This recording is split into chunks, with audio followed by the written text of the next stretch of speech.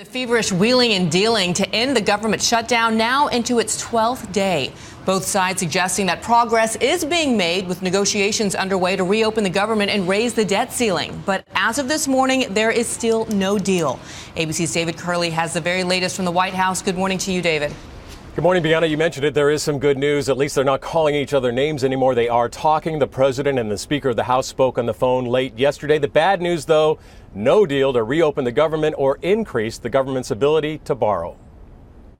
This morning, the shutdown signs are still up, now a dozen days. But from the president, who isn't budging much, some optimism. It's a positive development that House Republicans have agreed on the need to avoid the economic consequences of not meeting our country's commitments. Translation, Republicans now seem ready to increase the country's borrowing power.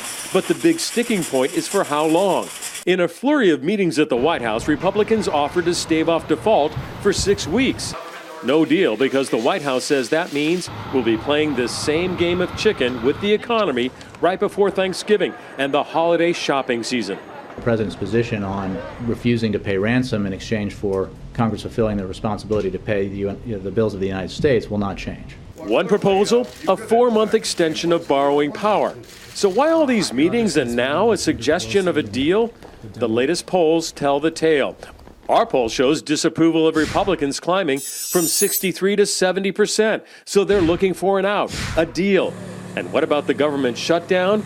Little movement there, which means little Maddie Major, an 8-year-old, is not getting the experimental treatment that could save her life. One of 400 Americans cut off from medical studies. To know there could potentially be a cure for her, but because of a stalemate in the government, we can't research those options.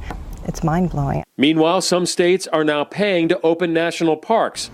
Others are still padlocked. There will be talks today between the two sides, Republicans and the White House. Now, there is a bit of a problem. We don't know whether there'll be a deal for both increasing the borrowing limit and reopening the government.